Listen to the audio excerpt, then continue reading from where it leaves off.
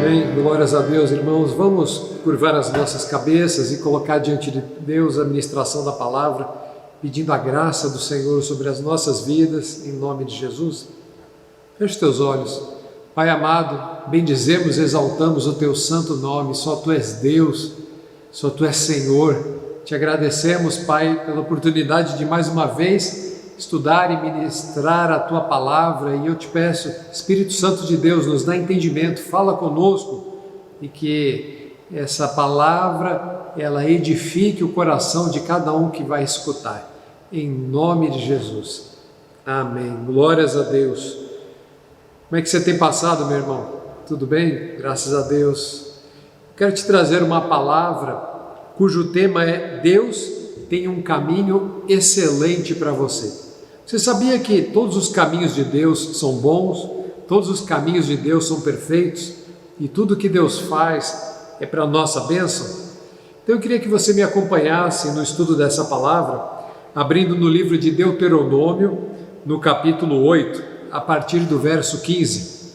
Nós estamos numa passagem onde Deus está dando instruções a Israel, está falando de coisas que eles deveriam fazer ou não deveriam fazer. Então, no verso 15, o Senhor está lembrando eles a respeito de tudo que o Senhor, como Deus, havia feito para Israel, como os livrara do Egito, como os abençoara, como o Senhor havia feito tantas maravilhas para aquele povo. Então o Senhor diz assim: Ele os conduziu pelo imenso e pavoroso deserto, por aquela terra seca e sem água, de serpentes e escorpiões venenosos. Ele tirou água da rocha para vocês, os sustentou no deserto com maná, que os seus antepassados não conheciam, para humilhá-los e prová-los, a fim de que tudo fosse bem com vocês. Não digam, pois, em seu coração: a minha capacidade e a força das minhas mãos ajuntaram para mim toda esta riqueza. Mas lembrem-se do Senhor, o seu Deus, pois Ele é o que dá a vocês capacidade de produzir riquezas, confirmando a aliança que jurou aos seus antepassados, conforme hoje se vê. Então, o que Deus estava dizendo aqui para Israel? Lembre-se de todas as maravilhas que eu, o Senhor, fiz, como sustentei vocês com maná, como tirei água da rocha. Então, quando vocês estiverem abençoados, não digam: foi a minha força que fez isso, a minha força que me enriqueceu. Lembre-se que foi a mão do Senhor que prosperou vocês. Então, o que eu queria que nós começássemos a entender nesse momento: os caminhos de Deus e os propósitos de Deus são para nos prosperar, são para nos conduzir a bom termo, para que nós possamos chegar a um bom destino. Amém? Então, a partir do momento que você entregou a sua vida para Jesus e Deus começou a tomar conta de você e a guiar os seus passos, a partir desse momento, esses passos, eles te levarão, desde que você ande nos caminhos do Senhor, para uma vida abençoada e uma vida que vai te prosperar ou vai te conduzir a um bom termo. Assim Deus faz com os seus filhos, assim Deus faz com todos aqueles que o amam. Amém? Então, fala para o teu irmão aí que está do teu lado: Deus tem um caminho de bênção para a tua vida. Deus tem um caminho de portas abertas para a tua vida.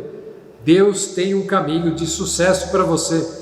Deus não te chamou para ser filho dele, para fazer parte da família cristã, para ter uma vida derrotada, para ter uma vida de miséria. Não foi isso que Deus desejou para as nossas vidas.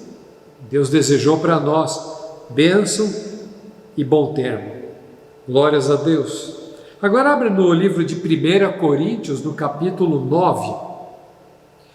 No livro de 1 Coríntios, no capítulo 9, no verso 24, o apóstolo Paulo, ele está dando instruções àquela igreja. Então, Paulo, ele fala o seguinte, no verso 24: Não sabeis vós que os que correm no estádio, todos na verdade correm, mas um só leva o prêmio. Correi de tal maneira que o alcanceis. Então Paulo, dando instruções à igreja de Coríntios, ele está falando o seguinte: vocês sabem que todo mundo corre no estádio, numa corrida todos são participantes da corrida, mas só um chega à frente, só um recebe o prêmio. Portanto, vocês, igreja de Coríntio, vocês têm que correr a carreira cristã como aquele que chega em primeiro lugar, como aquele que se esforça para conquistar o prêmio. Em outras palavras, o apóstolo Paulo estava ensinando àquela igreja que a carreira cristã não deveria ser corrida de qualquer jeito, não deveria ser corrida de uma forma fracassada ou vagarosamente, parando no meio do caminho. Imagina um indivíduo participando de uma corrida, de repente ele para e se desvia do trajeto, desvia-se do caminho, ou retrocede, volta para trás, ou ele corre a carreira cristã carregando pesos, embaraços, laços sobre a sua vida. Ele nunca vai chegar em primeiro lugar, nunca vai conquistar o prêmio. Ou seja, a carreira cristã deve ser corrida na direção do alvo, que é Cristo, na direção dos propósitos de Deus que Ele tem com as nossas vidas, sem se desviar para a direita ou para a esquerda, sem deixar com que laços de pecado e de iniquidade prendam as nossas vidas, de maneira que não consigamos correr essa carreira cristã. A carreira cristã deve ser corrida livremente e deve ser na direção de Cristo, o autor e consumador da nossa fé. Então, em primeiro lugar, Deus tem um caminho de bênção para as nossas vidas. Então Paulo chama esse caminho de bênção de carreira cristã. Essa carreira cristã, ela deve ser corrida sem desvios. Se corrermos sem desvios, sem pecar, sem nos afastar de Deus, sem enfraquecer, sem esmorecer, sem titubear na fé, então nós alcançaremos a vitória, alcançaremos os propósitos do Senhor sobre as nossas vidas. Amém? Glórias a Deus. Mas talvez você esteja pensando assim: mas pastor, a vida está difícil, nós estamos passando por tantas lutas e dificuldades. Esse tempo de pandemia, esse tempo trouxe desemprego, trouxe esse confinamento dentro de casa, dificuldades sociais e financeiras. Mas deixa eu te falar uma coisa: existem guerras que elas não são nossas, são do Senhor. São lutas que vamos passar, mas nós não vamos entrar nas guerras, porque Deus, Ele faz isso por nós. Nós temos que ser fiéis e correr a carreira cristã sem desviar o foco e sem perder a fidelidade ao Senhor e o fervor que nós temos pelo Senhor. Nós não podemos enfraquecer nem esmorecer. Então o Senhor, Ele luta as nossas pelejas. Se você abrir no livro de 2 Crônicas, no capítulo 20, no verso 15, Israel estava passando por uma situação muito difícil. Os amonitas e moabitas estavam se levantando em guerra contra Israel. Então o rei Jeosafá, ele clama ao Senhor e ele pede instruções ao Senhor e fala: Deus, o que nós vamos fazer? Porque o inimigo está se levantando e está vindo contra nós e vamos ter uma guerra, muita gente vai morrer. E então o Senhor dá instruções ao rei, e veja como a instrução ela foi dada. Verso 15 de 2 Crônicas 20: E disse: Dai ouvidos todo Judá e vós moradores de Jerusalém, e tu, ó rei Josafá, assim diz o Senhor: não temais, nem vos assusteis por causa desta grande multidão, pois a peleja não é vossa, mas é de Deus.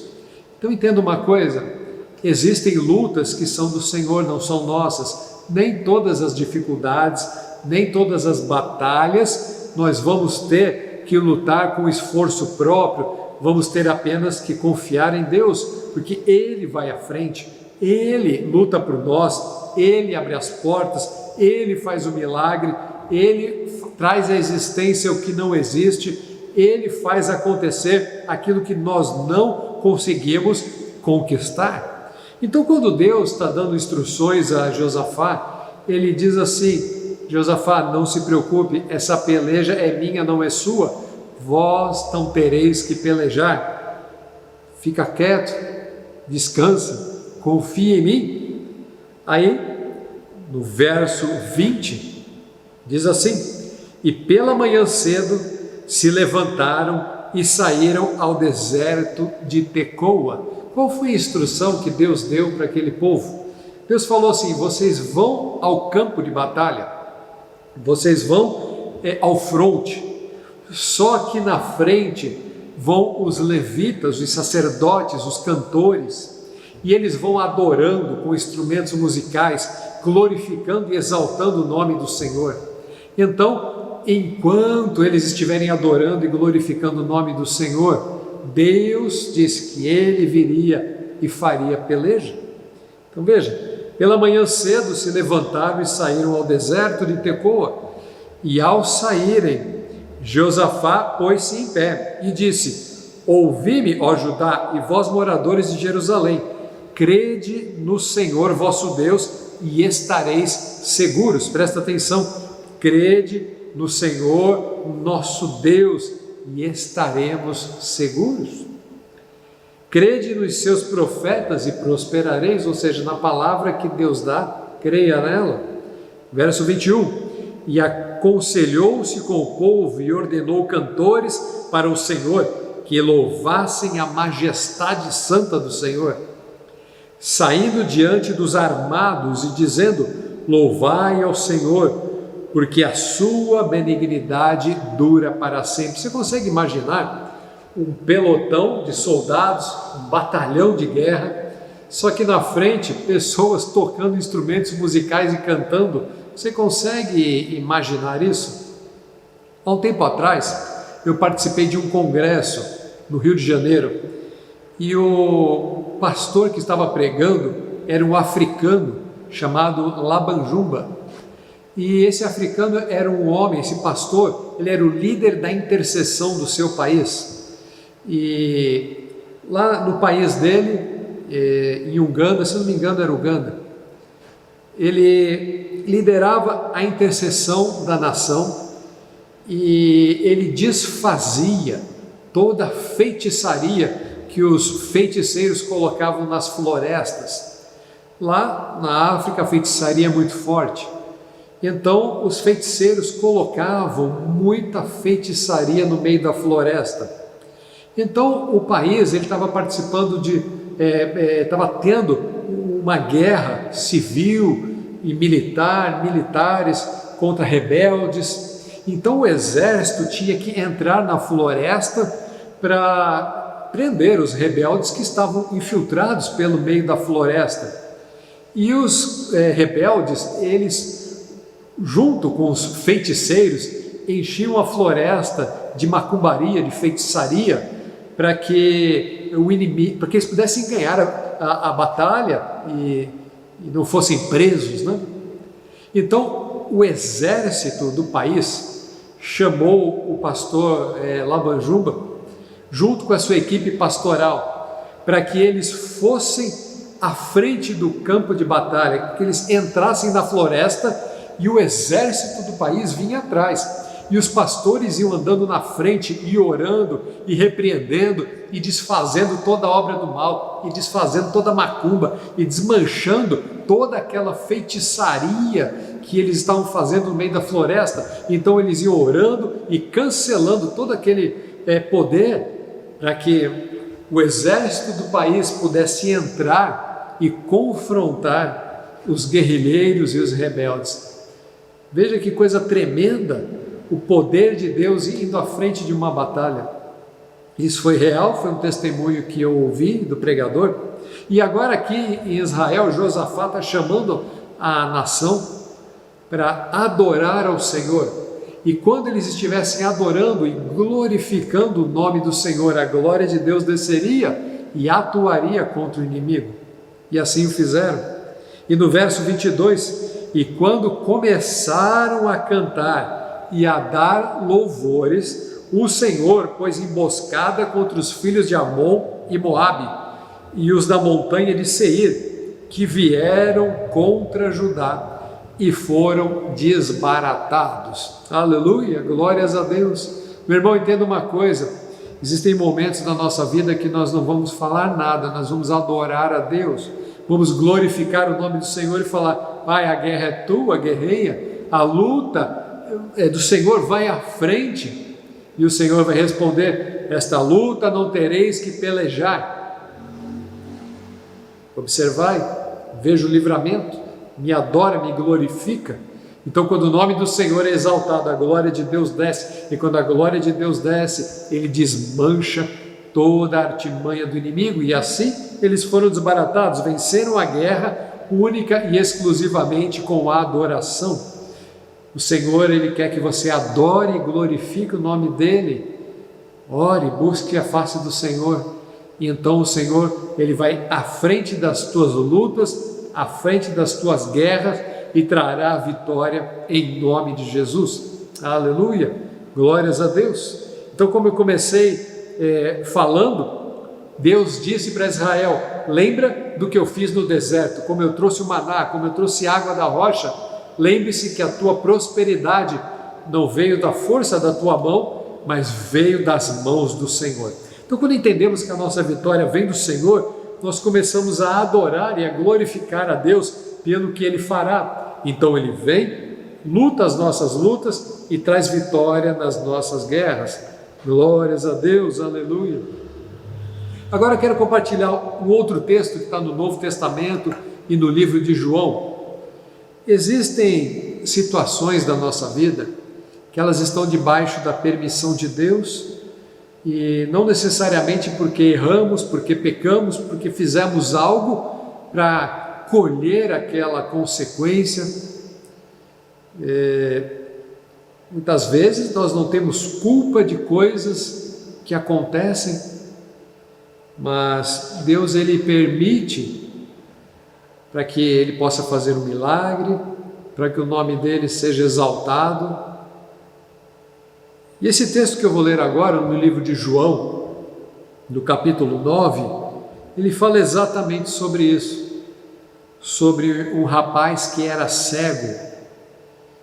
E o texto diz assim, a partir do verso 1, João 9:1: E passando Jesus, viu um homem cego de nascença. E os seus discípulos lhe perguntaram, dizendo: Rabi, Rabi quer dizer mestre, né? Rabi, quem pecou, este ou os seus pais, para que nascesse cego? Vamos dar uma paradinha aqui, vamos raciocinar na pergunta. Existia um entendimento, um conceito de que se os pais fossem pecadores, os filhos iam pagar uma consequência daquele pecado. E por isso que fizeram essa pergunta, mas foi uma pergunta bastante descabida, sem sentido, porque veja o que eles perguntaram: Senhor, quem pecou, os seus pais ou o próprio rapaz, para que tivesse nascido cego? Ora, como que ele poderia ter pecado para nascer cego, se quando ele estava na barriga da mãe, não tinha como ele pecar? Então, obviamente, o rapaz, ele não foi um pecador e por isso ficou cego. Ele nasceu cego. Então a pergunta não tem o mínimo sentido. E se os pais tivessem pecado, o filho teria nascido cego como uma punição?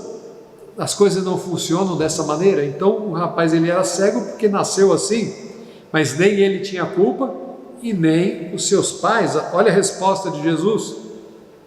Jesus respondeu: nem ele pecou, nem os seus pais, mas foi assim para que se manifestasse nele as obras de Deus.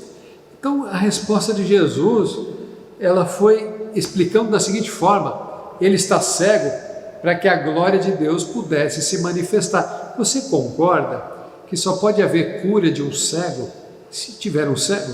Senão não pode ter cura de cego. Então tem que ter o cego para ter a cura. Certa vez eu estava conversando com uma pessoa e eu falei assim: a experiência da ressurreição deve ser um negócio tremendo, né? Porque o indivíduo, ele morre, vai no céu, depois ele volta, deve ser uma experiência tremenda. E a pessoa me respondeu: eu não quero ter essa experiência, porque para ser ressurreto eu tenho que morrer, né? Eu não quero morrer. E é verdade, para que o milagre aconteça, algo tem que vir antes. Então Jesus, ele respondeu, ele não pecou nem seus pais, mas é para que a glória de Deus se manifeste. Aí verso 4, convém que eu faça as obras daquele que me enviou. Então Jesus diz, convém que eu faça isso, é para que eu possa me manifestar aqui. E continua, enquanto é dia, a noite vem, quando ninguém pode trabalhar. Ou seja, Jesus dizendo, enquanto eu estou aqui é dia, a noite vai vir, então eu não vou mais estar aqui, então vocês não vão mais me ver fazendo estas coisas. E ele se referia a milagres, ou seja, enquanto eu estou aqui, ou seja, enquanto é dia, vocês vão ver milagres acontecendo. Aí diz assim, enquanto estou no mundo, sou a luz do mundo. Tendo dito isto, cuspiu na terra, e com a saliva fez lodo, e untou com o lodo os olhos do cego. Foi uma forma bem estranha, né, de Jesus atuar, porque ele poderia ter simplesmente dito, fica curado, enxergue, mas ele cuspiu na terra, fez lodo, passou no olho. Por que daquela maneira? Uma das coisas que eu entendo é para que não haja uma regra sobre o agir de Deus. Deus tem que agir sempre dessa maneira, se não for assim não é de Deus. Deus, ele opera na sua multiforme sabedoria, com um é de um jeito, com o outro é do outro, com um é mais rápido, com o outro é mais devagar. Certa vez Jesus foi orar com o cego, e ele orou com o cego. Então ele disse, abre os olhos, o que você vê? Aí o cego respondeu, vejo pessoas se mexendo como árvores. Então Jesus orou mais uma vez, ele abriu os olhos, agora estou vendo bem. Então ele foi curado paulatinamente.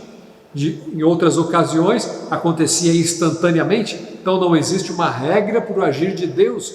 O que é necessário é que tenhamos fé para saber que Deus pode fazer todas as coisas. Então ali Jesus cuspiu, né? Fez o lodo, quem sabe, talvez para dizer como esse rapaz não tinha visão desde o nascimento, e como nós fomos feitos do pó da terra, então eu vou pegar do pó da terra para fazer um olho novo para ele. Talvez possa ter sido nesse sentido. O fato é que Jesus coloca sobre os seus olhos aquele lodo e diz assim, vai, lava-te no tanque de Siloé, que significa enviado. Foi, pois, lavou-se e voltou vendo. Ou seja, instantaneamente o rapaz foi curado quando ele lava os olhos. O que eu quero chamar a atenção nesse último versículo é o seguinte, o tanque chamava-se Siloé. Siloé significa enviado. Quem é o enviado de Deus para as nossas vidas? Jesus Cristo. O que é água? A sua palavra. Todo mundo que encontra o enviado e se lava na água dele, o enviado, passa a enxergar espiritualmente falando, deixa de ser um cego espiritual. Jesus Cristo é o enviado de Deus. Jesus Cristo tem a água da vida. Nós éramos cegos por causa do pecado, mas encontramos Jesus. E quando encontramos Jesus, é como aquele homem chegando no tanque de Siloé, chamado enviado. Então nós chegamos no enviado, que é Jesus, e pegamos da água da vida e colocamos no nosso rosto.